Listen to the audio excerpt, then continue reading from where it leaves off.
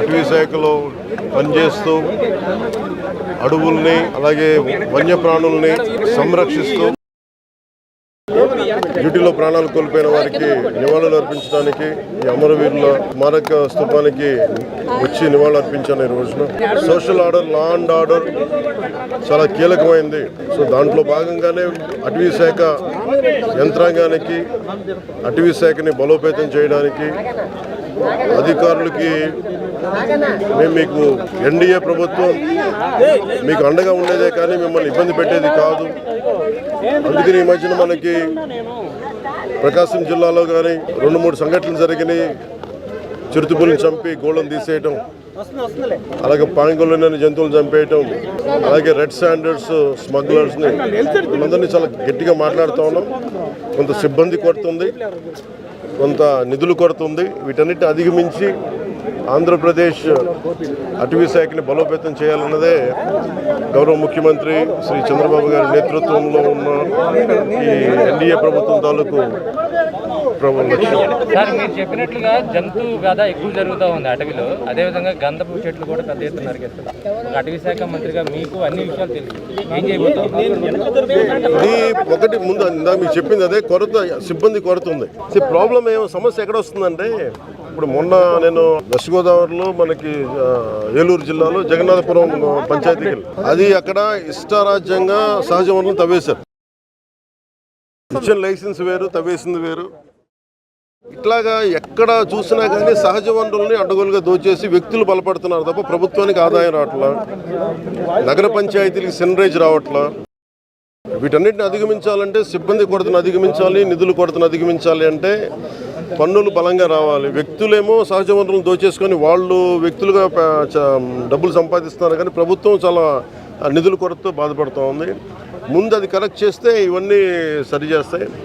అలాగే దీనికి ఈ లోపు మనం చేయాల్సింది ఏంటంటే, ఒక టోల్ ఫ్రీ నెంబర్ ఇచ్చాం. ఏదైనా సరే ఒక సంఘటన జరిగింది, లేదంటే ఇలాంటి ఎలక్ట్రికల్ ఫెన్సింగ్ పెట్టి జంతువులు చంపేస్తున్నారు, ఈ పరిస్థితుల్లో ఏమైనా ఉన్నాయని ఆ టోల్ ఫ్రీ నెంబర్ కానీ చేస్తే ఖచ్చితంగా ఇది సిబ్బంది సరిపోకపోయినా కానీ అటు పోలీసు మిగతా సిబ్బంది సహాయంతో, రెవెన్యూ సిబ్బందితో కూడా కొంచెం మాట్లాడి దీన్ని నిలువరించాల్సిన పరిస్థితిని తీసుకెళ్తాం. విదేశాలకు తరలించబోతున్నారా లేకపోతే ఎర్రచందనం భారీ స్థాయిలో పట్టుబడింది, వేల కోట్ల రూపాయలు మీకు ఎర్రచందనం ఉంది, ఇప్పుడు అది విదేశాలకు తరలించబోతున్నారా? అది కుళ్ళిపోయే అవకాశం ఉంటుంది కదా.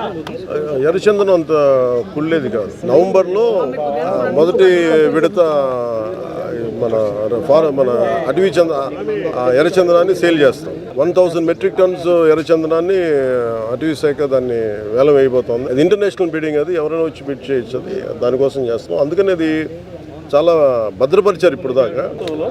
విపరీతంగా కూడా నరికేశారు, నాయకుడు వస్తున్నప్పుడు కానీ వేరే విధంగా కానీ వాటి మీద మీరు ఏమైనా చర్యలు తీసుకోవాలి? ఫారెస్ట్ ప్రొటెక్షన్ యాక్ట్ ఉంది, దాన్ని ఎన్ఫోర్స్ చేయాలి. ఇప్పుడు ఇది ఏమైపోతుందంటే, ఇప్పుడు ఈ ప్రభుత్వం ప్రతిదానికి ఇలా చేయాలంటే దాదాపు వైసీపీలో ఎక్కువ మంది ఊసలు లెక్క పెట్టారు. ఎందుకంటే దానికి ఆ టైంలో వాళ్ళు ఉన్నప్పుడు ఎలాంటి సరిగైన దాన్ని ఎఫ్ఐఆర్లు కానీ రిజిస్టర్ చేయాలి. మనం కంప్లైంట్లు ఇచ్చినా ప్రతిపక్షంలో ఉన్నప్పుడు అని ఆవిడ మీద పడకండి, తీసుకుని పక్కది ఎఫ్ఐఆర్ సరిగ్గా రిజిస్టర్ చేయలేదు. మేము ఎన్ని కంప్లైంట్లు ఇచ్చినా దాన్ని సరిగ్గా అప్పుడు పోలీస్ శాఖ కూడా స్పందించలేదు. అదొకటి. అంటే ఇది మాకు వారసత్వంగా సమస్యలు వచ్చినాయి, మాకు ఊహించని సమస్యలు వచ్చినాయి. మీరు చూస్తూ ఉన్నారు లా అండ్ ఆర్డర్ ఇష్యూస్. అలాగే మొన్న మధ్యన సరస్వతి పవర్ ప్లాంట్ కూడా మన పల్నాడు జిల్లాకి వెళ్తే కూర్చోబెట్టి దాదాపు 24 ఎకరాలు అక్కడ అసైన్ ల్యాండ్స్ తీసేసుకున్నారు. ఇంకొక చుక్కు భూములు దాదాపు ఇంకొక 30-40 ఎకరాలు, దాదాపు 76 ఎకరాలు చుక్కు భూములను ఈ అసైన్ ల్యాండ్స్లో ఉండిపోయినాయి. అలాగే అక్కడ ఏదైనా సరే వాగులు వంకల్ని సంరక్షించుకోవాల్సిన బాధ్యత ఉంది. అక్కడ అది అటవీ శాఖ దాన్ని ఎలా సంరక్షించాలనేది కూడా అటవీ శాఖలో అధికారులతోటి దాన్ని మాట్లాడాం. ఎందుకంటే ఎంత పవర్ ప్లాంట్ అయినా సరే ఏదైనా సరే కొంత గ్రీన్ జోన్ ఉండాలి. గ్రీన్ జోన్లో ఏది కాలుష్యానికి గురవ్వకూడదు. అలాగే వాటికి ఇందాక మీరు అడుగుతున్న ప్రశ్న, వాటికి ఇంకా పొల్యూషన్ కంట్రోల్ బోర్డు నుంచి పర్మిషన్స్ లేవు. ఇంకా the cannot operate as on. ముందు వాళ్ళ అన్ని తప్పులన్నీ పరిశీలించి వాటిని వీళ్ళు థింక్ అబౌట్ ఇట్ ఫ్యూచర్ వీళ్ళు లెట్ ప్రధానమైన అంశం అంటే మహిళల మీద ఎక్కువ జరుగుతున్న దాడులు దాన్ని అరికట్టడానికి అంటే స్కూల్ ఏజ్ నుంచే సెల్ఫ్ ప్రొటెక్షన్ కోసం అంటే బాలికలకి ఏమన్నా ఒకటి మీరు సెల్ఫ్ ప్రొటెక్షన్ ఇప్పుడు మనకి మీరే ఉన్నారు ఇక్కడ ఈవిడ నలిగిపోతున్నారు ఇందాక నుంచి ఫస్ట్ కాన్షియస్నెస్ మీరే ఉన్నారు మీ సాటి మహిళా విలేకరి నలిగిపోతూ ఉంది వీఆర్ నాట్ థింకింగ్ మీరు న్యూస్ బయట తీసుకోవాలనుకుంటున్నారు తప్ప ఆవిడని ఇబ్బంది పడకుండా ఆవిడని రక్షించే ఫస్ట్ కాన్షియస్నెస్ మన స్పృహ మనకు ఉండాలి మనకి అలాగే మన కళ్ళ ముందు పోలీసులు వచ్చి మనకి ఫోన్లు చేసి వచ్చి రియాక్ట్ అయ్యే లోపు అందరూ సెల్ ఫోన్లు తీసుకొని ఈ అమ్మాయిని ఏడిపిస్తున్నాడు లేదంటే ఇలాంటి జరుగుతుంది అని మన వీడియోలు తీస్తున్నారు కానీ వెళ్ళి అసలు ముందు ఆపాలి అన్న స్పృహ సమాజంలో కూడా రావాలి అది వచ్చిన రోజున ఇబ్బంది ఉండదు కేవలం ఆడపిల్లల్ని అంటే ఎవరి మానాన్ని మీరు రక్షించకుండా మనందరం ఏం చేస్తున్నాం నేను నాకు సంబంధించినంత వరకు నా కళ్ళ ముందు చాలాసార్లు నేను పనిచేసే షూటింగ్స్లో ఇట్లా ఉదాహరణ మీరే ఇప్పుడు చూసారా నలుగుతూ ఉంది అదే కాదు ఇబ్బంది పడిపోతాం నేనేం చేశాను బేసిక్స్ స్పృహ మీకు కొంచెం లోపలికి రండి అని చెప్పాం ఇది బేసిక్ కనీసం ఇది అందరూ అలవరుచుకోవాల్సిన గుణం ఇది అలాగే కళ్ళ ముందు ఆడపిల్లలను ఏడిపిస్తూ ఉంటారు చాలామంది చోద్యం చూస్తూ నిలబడుతుంటారు పోలీసు వరకు రాకుండా ఎందుకంటే మామూలుగా ఎందుకు జనం స్పందించరు బయటకు వస్తే మనకి పోలీస్ శాఖ మనకి అండగా ఉండదేమని భయంతో ఉంటుంది నేను మీకు ఈరోజు పత్రికాముఖంగా అందరికీ మీడియా సమావేశం సందర్భంగా నేను ప్రజలందరికీ కూడా చెప్తున్నాను కదా మీరు ఇలాంటి సంఘటన మీ కళ్ళ ముందు జరుగుతున్నప్పుడు నిలువరించాల్సిన ఫస్ట్ లైన్ ఆఫ్ డిఫెన్స్ ప్రజలు ముందుకు రాగలిగితే ఆటోమేటిక్గా మిమ్మల్ని ఎందుకు ఇబ్బంది పెడతారు అలాంటి పరిస్థితులు ఉంటే పోలీస్ శాఖ కూడా చాలా ప్రత్యేకించి హోంమంత్రి గారు చెప్పాను డీజీపీ గారు చెప్పాం అన్లైక్ ప్రీవియస్ గవర్నమెంట్స్ మనం బలంగా కూర్చోబెట్టి ఎవరైనా క్రైమ్ రిపోర్ట్ చేస్తే వాళ్ళని క్రిమినల్గా ట్రీట్ చేయకండి అది నిన్న ఒక 2 లక్షల చొప్పున పాపం ఇద్దరు మొన్న సెప్టెంబర్ 23న ఇద్దరు పిల్లలు చనిపోయారు 19 ఏళ్ళ యువకులు రోడ్డు మీద వెళ్తా ఉంటే మన తుని దగ్గర బైక్లో మధ్యలో ముందు వెనక నుంచి కారు గుద్దింది ముందు లారీ ఉంది పడిపోయి చక్రాల మధ్యలో పడి నలిగి చనిపోయారు వాళ్ళు కేసు ఫైల్ చేద్దామని వెళ్తే అది స్థానికంగా అధికారుల దగ్గరికి వెళ్తే ఎవరో ఒక అధికారి సరిగ్గా సమాధానం చెప్పలా అదే రోజు వెళ్తే వెంటనే దానికి నా దృష్టికి వచ్చింది అధికారులకు ఏం చెప్పాం మీరు ఖచ్చితమైన చర్యలు తీసుకోండి దట్టు వాళ్ళు ఏంటంటే బిడ్డ చనిపోతే బ్రెయిన్ డెడ్ అయిపోతే ఆ తల్లి తన బిడ్డ అవయవాలు దాదాపు 3-5 మందికో దానం చేస్తుంది అలాంటి పరిస్థితుల్లో ఉన్నప్పుడు మనం ప్రాణాలను తిరిగి రాలేం కానీ కనీసం దాన్ని ఒక కంపాషన్ తోటి ట్రీట్ చేయాల్సిన అవసరం ప్రతి పోలీస్ అధికారికి ఉంది ఇది ఖచ్చితంగా మీరు అన్నట్టుగా క్రైమ్ రిపోర్ట్ చేయాలంటే పోలీసులు మళ్ళీ మన మీద ఇబ్బంది పెడతారు ఆ మైండ్ సెట్ కనుక తీసేసి ప్రజలకి మేము ఒక సంఘటన జరుగుతున్నప్పుడు మేము 10 మంది వెళ్తే ఇది నిలువరించవచ్చు అనేది అలాగే ప్రజలకు కూడా చాలా ఎడ్యుకేట్ అవ్వాల్సిన అవసరం ఉంది ఇన్సిడెంట్లో ఒకటి జరుగుతున్నప్పుడు మా ఏరియా వాళ్ళు కాదు మా కులం కాదు మాకు సంబంధం లేదని అనుకున్నప్పుడు ఈ ఇన్సిడెంట్ జరుగుతూనే ఉంటాయి మేము నెల్లూరులో టిట్కో హౌస్లో జరిగింది చాలామంది ఖచ్చితంగా దాన్ని తెలిసి ఉండాలి వీళ్ళు ఏడిపిస్తున్నారు ముందే తెలిసి ఉంటుంది చాలాసార్లు నేను కేబినెట్ సమావేశంలో కూడా మేము మాట్లాడుకున్నది కానీ లేదంటే అసెంబ్లీలో కూడా నేను మాట్లాడింది కానీ బలమైన చట్టాలు రావడం అంటే చాలా సందర్భాల్లో నిర్భయ కేసు కానీ ఇప్పుడు మనకి కలకట్టాలో జరిగిన గవర్నమెంట్ మెడికల్ హాస్పిటల్ కేసు కానీ ఇవన్నీ ఏం చెప్తున్నాయి మనకి రిపీటెడ్ ఇన్సిడెంట్స్ జరుగుతున్నాయి ఎన్ని బలమైన నిర్భయ చట్టాలు పట్టుకొచ్చినా ఇంకోటి పట్టుకొచ్చినా అమలు చేసే వ్యక్తులకి చిత్తశుద్ధి లేకపోతే కష్టం ఉంటుంది అలాగే ప్రజల సహకారం కూడా దీనికి చాలా చాలా అవసరం ఇది అందరం కూర్చొని సమిష్టిగా ఎవరి బాధ్యత వాళ్ళు నిర్వర్తించాల్సిన అవసరం ఉంది దీంట్లో మేము చెప్పింది ప్రత్యేకించి ఏంటంటే సింగపూర్ తరహాలో ఇప్పుడు మనం ఒక ఇన్సిడెంట్ జరిగినప్పుడు వెంటనే ఆ వ్యక్తిని చంపేయమంటారు ప్రజల నుంచి మీరు తెలంగాణలో చూసాం ప్రజలు బయటకు వచ్చి ప్రాణాలు తీసేయండి లేదంటే ఎన్కౌంటర్ చేసేయండి అని మాట్లాడుతూ ఉంటాం ఇది అలాగా అది చట్టాలను అలా తీసుకోకుండా అలాగే హైకోర్టు జడ్జిలతో సహా లేదంటే మీరు నిర్భయ యాక్ట్లో మీరు పార్లమెంటు డిస్కషన్ జరిగినప్పుడు ఆ సంఘటన జరిగినప్పుడు ఎంతమంది పార్లమెంటేరియన్స్ ఇంక్లూడింగ్ శ్రీమతి జయా బచ్చన్ గారి దగ్గర నుంచి విశిష్టమైన పార్లమెంటేరియన్స్ అందరూ కూడా చాలా బలంగా మాట్లాడారు అంటే కఠినమైన శిక్షలు పడాలి చంపేయండి లేదంటే అంగచ్ఛేదనం చేయండి ఇంక్లూడింగ్ హైకోర్టు జడ్జెస్తో సహా కొన్నిసార్లు ఉన్నత న్యాయమూర్తులు కూడా చాలా భావోద్వేగాలకు లోనయ్యి ఆవేదన వ్యక్తం చేశారు ఇప్పుడు రూల్ ఆఫ్ లా అని కనుక ఈ నేల బలంగా అప్లై చేయకపోతే మన దేశం కావచ్చు మన రాష్ట్రం కావచ్చు క్రిమినల్స్కి కులాలు ఉండవు తప్పులు చేసి క్రిమినల్స్ యాంటీ సోషల్ ఎలిమెంట్స్ కులాలు వెనక దాక్కుంటే కుదరదు no matter which caste, which religion, which region we belong to, we don't care. If it is an anti-social activity, it is a criminal activity, you will be punished. ఇదే నేను DGP గారికి మేము తెలియజేశాం, ముఖ్యమంత్రి గారికి తెలియజేశాం. అలాగే ఆడపిల్లల సంరక్షణ బాధ్యత ముందస్తుగా నేబర్హుడ్ వాచ్ ఉండాలి, కొంత నేబర్హుడ్ పోలీసింగ్ కొంత ఉండాలి. సివిలియన్స్ ఇప్పుడు మనకి జమ్మూ పూంచ్ సెక్టార్లో విలేజ్ డిఫెన్స్ కమిటీస్ ఉన్నాయి. ఉగ్రవాదులు వస్తే వాళ్ళే కూర్చోబెట్టి కొంత మాట్లాడతారు, వాళ్ళు కొంత ట్రైనింగ్ ఇచ్చారు. మనకి ఇక్కడ వెపన్స్ అవసరం లేదు, కానీ కనీసం ఇలాంటి మా ఏరియాల్లో మా నేబర్హుడ్స్లో ఇలాంటివి ఉన్నాయని చెప్పి చాలామంది యువత ఉన్నారు, పెద్దవాళ్ళు ఉన్నారు, వాళ్ళకి first defence committees neighbourhood defence committees ఒకటి రావాలి. ప్రతిపాదన ఖచ్చితంగా పోలీసు ఉన్నతాధికారుల దృష్టికి నేను తీసుకెళ్తాను. మీరు అడిగింది అది కాదు, కానీ మీరు అడుగుతుంది ఏంటంటే అలాగే మీరు చాలా సింపుల్గా అడుగుతున్నారు. ఇప్పుడు 10 మంది యువకులు వచ్చి, ఒక యాంటీ సోషల్ ఎలిమెంట్స్ వచ్చి ఒక అమ్మాయిని మార్షల్ ఆర్ట్స్ నేర్చుకున్న అమ్మాయిని ఏడిపిస్తూ ఉంటే ఒకరిని కొట్టగలదు, ఇద్దరు కొట్టగలదు. So mere martial arts is the first defence. ఖచ్చితంగా అది నేర్పించాలి. దానికి ముందు మనం స్పోర్ట్స్ని చంపేశాం. మీరు అంటున్న ప్రశ్న నాకు అర్థమవుతుంది. అంటే మీరు అడిగే ప్రతి ప్రశ్నకి నేనేంటంటే కూర్చోబెట్టి సర్ఫేస్ లెవెల్లో నేను మాటలు నేర్పించేస్తామని చెప్పి వెళ్ళిపోలేను. నాకేంటంటే నా మదనం ఉంటుంది నాకు.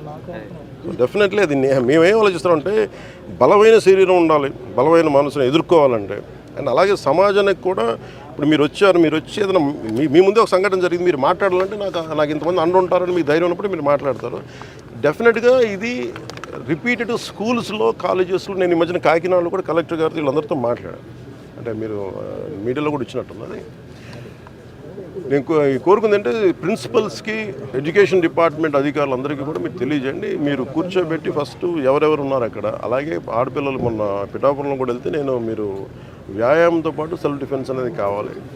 కాదు, అంత సెల్ఫ్ డిఫెన్స్ బాగా నేర్పించే వ్యక్తులు ఎత్తకడం చాలా కష్టం. ఎందుకంటే మీ బీయింగ్ ఏ మార్షల్ ఆర్టిస్ట్ అయినా, ఎందుకంటే కూర్చోబెట్టి 2 మన టీవీలో చూసుకుని నేర్చుకునేది కాదు. దీనికి ఇమీడియట్ లైన్ ఆఫ్ డిఫెన్స్ ఏంటి అనేది దీని మీద అది ఎవరితో కూర్చొని చేయండి ఇప్పుడు దాకా ఎవరు ఆలోచించలేదు. నాకైతే ఆలోచన ఉంది, కానీ అది స్పోర్ట్స్ వ్యక్తులు అంటే చాలా డిపార్ట్మెంట్స్ని కలిసి వాళ్ళకి చేయాలి. ఇది ఒక నిరంతరమైన శిక్షణ, ఒక కరికులంలో పెట్టాలి. మీ కోరిక అది అంతే కదా. అది ఖచ్చితంగా అది మీ పేరు కృష్ణ గారు, ఖచ్చితంగా దాన్ని will take it forward. Sir, ఆడబిడ్డలకు న్యాయం చేస్తామన్న పవన్ కళ్యాణ్ షర్మిల విషయంలో మాత్రం సెక్యూరిటీ కల్పిస్తా ఉన్నారు మీరు. మేడం షర్మిల గారికి సంబంధించి ఆవిడ కాంగ్రెస్ పార్టీ అధ్యక్షురాలు. ఆవిడకి ఎందుకంటే లా అండ్ ఆర్డర్ నా చేతుల్లో లేదు. నేను ప్రతిపాదన పంపగలను. నేను పబ్లిక్గా చెప్పడం అంటేనే ప్రతిపాదన. ఖచ్చితంగా వాళ్ళు అప్లై చేసుకొని ఆ థ్రెట్ అసెస్మెంట్ చేసి ఖచ్చితంగా వాళ్ళకి రాష్ట్ర ప్రభుత్వం కల్పిస్తుందని నేను చూస్తున్నాను. గత 5 సంవత్సరాలుగా క్రైమ్ రేట్ పెరగడానికి ప్రధానమైన కారణం గంజాయి. నేను మొన్న ఆశ్చర్యంగా చూశాను. గంజాయి ఎక్కడ అది మన ఏదో హాస్పిటల్ వెనక కొండపైన పెంచుతాను. వైజాగ్ నడిబొడ్లో కూడా పట్టుకొచ్చారు. అంటే మీకు భవిష్యత్తులో నేను ట్వీట్ కూడా చేశాను, నేను దాన్ని ట్యాగ్ చేశాను హోమ్ మినిస్ట్రీకి కూడా. దీన్ని గంజాయి సాగుకి ప్రత్యేకించి డ్రగ్స్కి సంబంధించి ఒక ప్రణాళిక సిద్ధం చేస్తున్నాం. దాన్ని ఖచ్చితంగా మాట్లాడతాం. We will handle that. But forest department కంటే కూడా ఎక్కువ రెవెన్యూ ల్యాండ్స్లో ఎక్కువ ఉంది, మోర్ దెన్ రెవెన్యూ ల్యాండ్స్లో. గత వైసీపీ నాయకులు, గత ముఖ్యమంత్రి ఆయన పోలీస్ అధికారులను బెదిరిస్తూ ఉన్నారు. ఐపీఎస్ మన చిత్తూరు జిల్లా ఐపీఎస్ అధికారిని సుబ్బారెడ్డి గారిని మీరు ఎక్కడ సప్త సముద్రంలో మీరు వెళ్ళినా కానీ వెతికి పట్టుకుంటాం, డీజీపీ గారిని వదలం రిటైర్మెంట్ అయినా అని చెప్తా ఉన్నారు. నేను చెప్తా ఉన్నాను, వాళ్ళనే కాదు ఎవరైనా సరే మీరు అధికారులకి ఇలాంటి థ్రెట్స్ ఇచ్చి మీరు కనుక వాళ్ళ మీద చిన్న ఈగ వాలిన, వాళ్ళ మీద ఘాటు పడ్డా, చిన్న గీటు పడ్డా కూడా మీరే బాధ్యత వహించాల్సి వస్తుంది. దీన్ని సుమోటోగా కింద తీసుకుంటాం. అధికారులు వాళ్ళకి కర్తవ్యాన్ని నిర్వర్తిస్తుంటే మీరు ఇలా బెదిరిస్తే అధికారులు ఎవరు బెదిరిపోరు. అలాగే గత కాలంలో ఉన్నతాధికారి ఒక ఆయన ఐపీఎస్ అధికారులందరినీ పిలిచి ఆయన చెప్పే మాట ఒకటే, ఈ ప్రభుత్వం 20 సంవత్సరాలు ఉంటుంది, అందుకని మీరు ఇష్టారాజ్యంగా చేసేని మీరు లైన్లో పడకపోతే మీరే ఇబ్బంది పడతారని చెప్పి వాళ్ళ చేత ఘోరమైన తప్పిదాలు చేయించారు. పాపం ఇంట్లో 7 ఏళ్ల బిడ్డ ఉన్న ఒక మహిళని కూడా పాపం ఆయన షిప్ క్యాప్టెన్, ఆయన కమర్షియల్ షిప్ క్యాప్టెన్, ఆవిడని కూడా అటెంప్ట్ టు మర్డర్ జైల్లో పెట్టేశారు. చిన్న ఇలా రోడ్డు మీదకి వచ్చి ఎవరో నిరసన చేస్తాను చూస్తుంటే ఆవిడ. మేము అలాంటి ప్రభుత్వం కాదు.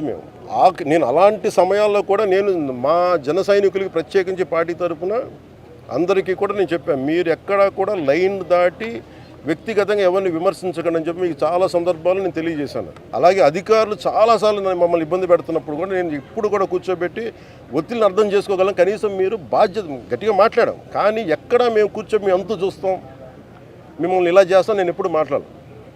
అలాంటిది ఒక ముఖ్యమంత్రి స్థానంలో కూర్చున్న వ్యక్తి, ఇప్పుడు మాజీ ముఖ్యమంత్రి అయ్యుండొచ్చు, కానీ మీకు బాధ్యత ఉంది. ఎవరైనా ఎమ్మెల్యే మీరు కూర్చోబెట్టి అధికారులని, ఐపీఎస్ అధికారులని, డీజీపీలని వాడు కర్తవ్యాలు నిర్వర్తిస్తాం, వాళ్ళు అడ్డగొలిగేం చేయట్లా. దేని మీద వాళ్ళు మీరు కొరడా అయిపోయారు? ఇళ్లలో కూర్చొని మీరు కూర్చోబెట్టి ఇష్టారాజ్యంగా మీకు ఆడపిల్ల, మీరు అంటున్నారు రోడ్డు మీద ఆడపిల్లలకు సంరక్షణ లేదని. ఫస్ట్ మీరు దీన్ని ప్రారంభించింది ఎవరని? ఇంత ఎందుకు పెట్టిరగిపోయారు? ఈ దేశంలో ఎప్పుడు కూడా, ఈ రాష్ట్రంలో ఎప్పుడు కూడా లేదు ఇంత పెట్టిరగిపోవడం. గత ప్రభుత్వ నాయకులు ఇష్టారాజ్యంగా మాట్లాడారు, ఒక్కొక్కళ్ళు ఏదంటే అది మాట్లాడేశారు. ఇళ్లలోకి వస్తూ ఉంటారు, మన ముఖ్యమంత్రి గారి సతీమణిని తిట్టారు, కుటుంబ సభ్యుల్ని తిట్టారు. ఎన్నోసార్లు నాకు వచ్చి మీ ఇళ్లలోకి వచ్చి రేపులు చేస్తూ ఉంటారు. ఇలాంటి మీకు 3 ఏళ్ల బిడ్డల్ని, 5 ఏళ్ల బిడ్డల్ని మీరు రేపులు చేసి ఎందుకు వచ్చేస్తున్నారంటానికి పాలించాల్సిన నాయకులు, అసలు క్రమశిక్షణలో ప్రజాస్వామ్యాన్ని బలంగా తీసుకెళ్లాల్సిన నాయకులు ఇష్టారాజ్యంగా మాట్లాడుతూ ఉంటే కింద క్రిమినల్స్కి ఏమైపోతే మనం తప్పులు చేస్తే పర్లేదు. This has become a president. అందుకని మేము మేము మొన్న చెప్పాం, మంచి ప్రభుత్వం కానీ మెత్తక ప్రభుత్వం కాదని. అలాగే మేము ఎవరైతే వార్నింగ్లు ఇస్తున్నారో వారికి నేను చెప్తా ఉన్నాను, this I will take to the highest authorities in India. గుర్తుపెట్టుకోండి, ఒక్క ఐపీఎస్ అధికారి ఇప్పుడే కాదు, భవిష్యత్తులో కూడా 10 సంవత్సరాల తర్వాత అయినా సరే కేసు మీ మీద వచ్చేలా పెడతాం ఇంకొకసారి ఇలాంటి వార్నింగ్.